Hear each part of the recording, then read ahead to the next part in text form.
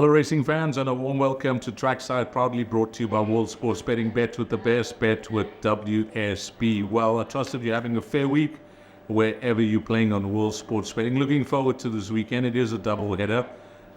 We raced at Hollywood Bets Durbanville on Saturday and Hollywood Bets Greyville on Sunday. So I've had a look at both cards, and yeah, we know what's been happening down in the Western Cape with regards to the weather. It's just been horrible and a disaster in a few areas, and it's caused interruption to preparations, etc., to horses.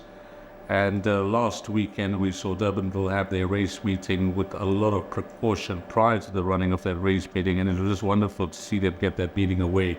But they've been heavy rain since. And I don't know what will be the situation this weekend, but we wish them all the best down in Durbanville. Of course, it does feature a top liner there, a Group 3 race, which is called the Hollywood Bets Match'em Stakes. It's a Group 3 over 1,400 meters, heading to the return of Charles Dickens and, of course, taking on Gimme a Prince. It promises to be a wonderful race. But what I've done, guys, is that, I've just taken a stance and said, with interrupted preps, etc., with this rain that is in the Western Cape, I'm going to give 4 horses for the Greyville race meeting on Sunday, the 1st of October. It's a new month. And I think the way we go with those 4 horses to follow at Greyville, 2 trebles will be up on the World Sports Betting menu hand. Hopefully our day begins off to a flying start, to race number 1 over 1,600 meters. In this race, there is some form to work around. But the horse that will jump off the page is none other than number 6, Johnny the Thief. Well, he has been a thief. He's been living up to his name if you've gone for him in the past, because he's had 5 starts for 4 seconds. He just seems to find one better each time he comes to the track. But his form is clear to see, and just hoping that consistency could be rewarded. Richard Freed did partner him at his penultimate start, which is always a plus. So he knows the horse. And a horse that can be ridden forward or come from off the base. He's shown that he can, be versatile when it comes to his running style. Number 6, Johnny the Thief. And maybe this is the right race for him. He's been off for 2 months, so with regards to fitness, hopefully MJ Pottendal has done the job and got him in at close to 90% ready for the race. Because if he brings his A game, and on what we've seen to date, I think he has the credentials to win this. Race 1, horse number 6, Johnny the Thief. Then we go on to race number 5. Now, this race is over a distance. I'll just get the exact distance. 2,400 meters is the trip, race number 5.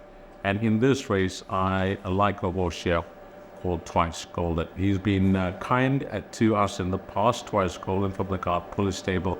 He's a 7-year-old 5-time winner. He's done really well for the Guard Puller stable. And throughout his career, we've come to know his running style. He's not one that will give you any confidence in the early part of the race.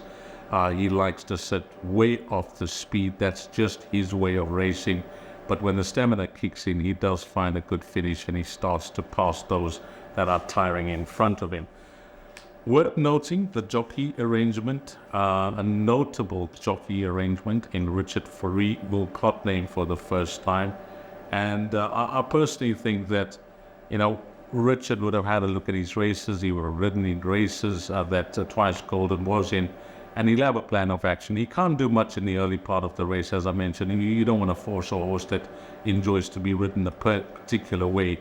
And I think Richard is just going to leave him where he's comfortable, and hopefully he can time it right. If he times it right at a course that he's yet to win at, he's had 19 tries at Greyville, and he's got 10 places. So he's been fairly consistent there. And if he finds the finish that we know that he can, and within striking distance, that's the key for me. If Richard can time it with number 3, Twice Golden, I think he is the right horse in race number 5. Then on to race number 7. Now, the 7th race, I like this horse a lot. The horse is called Imperious Destiny. He's from an informed stable of Alison Wright. And they've given this to Cabello Mazzaniana. That's the ride, the daughter of Visionaire. Yeah, she hasn't put a foot wrong in her career. 6 runs, 2 wins, 4 places. That's her CV to date.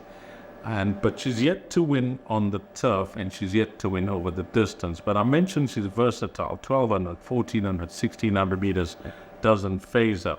Her asset is her gate speed, this horse, and the early pace that she shows in the race.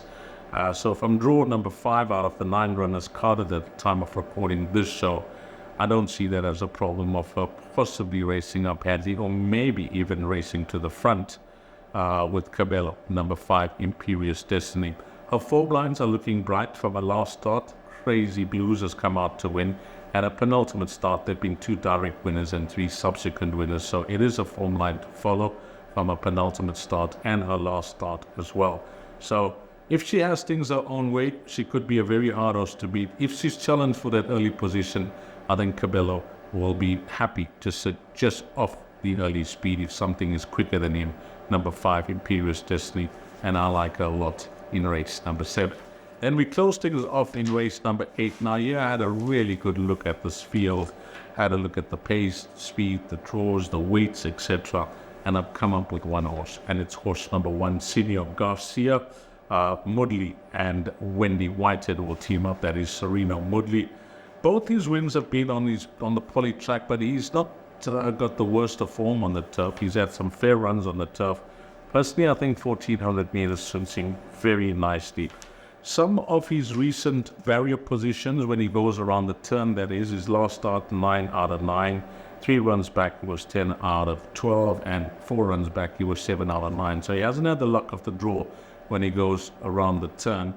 The one time he had a decent draw, I say decent draw, he was drawn 6 out of 10. It was on the poly track at Greyville with Serena Mudley. That was his last win. So he's drawn pole position, which is a major plus. But a slight concern with this horse is that he can be a bit lazy in the early part of the race.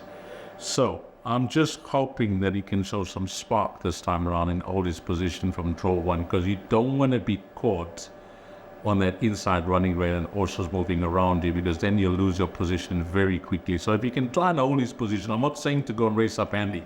I'd like to see this horse in the first half of the field. If he is in the first half of the field, I think his turn of foot, 400 to finish, will be good enough to see him win here. Hopefully he doesn't find himself pushed back from that number 1 draw.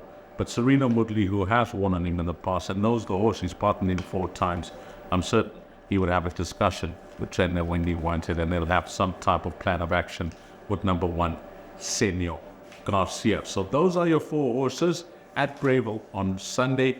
2 trebles will be up on the World Sports Betting menu. Well, it's exciting times now, isn't it? If you go onto the World Sports Betting menu, you will see that the first nominations are in for the Summer Cup this year, which comes up at the end of November, and there is betting anti-post. And of course, it's the World Sports Betting Cape Town Met that will take place in the end of January, which is, October, November, December, January. And that is some 4 months away. But we have betting out, and it is pre-noms betting for the World Sports Betting Cape Met. So if you haven't had a look yet, maybe do so. Go onto the site. It's user-friendly, it's easily accessible, and you can have a look at the betting that they have for those 2 big feature races. But it's this weekend that we're concentrating on. All the best for Cape Racing this weekend. They've just had lots to deal with, and out of their hands, inclement weather conditions that have disrupted the racing down in the Western Cape, and hopefully everything is back on track this Saturday. But we're concentrating for our Greyville race meeting on Sunday, where we've given you 4 horses to follow. And as always, on behalf of World Sports Betting, thanks to all the punters, but more importantly and more especially, thanks to you, the valued customer. Have a great weekend, have a blast, find all the winners, and hopefully it turns out to be a successful weekend for you.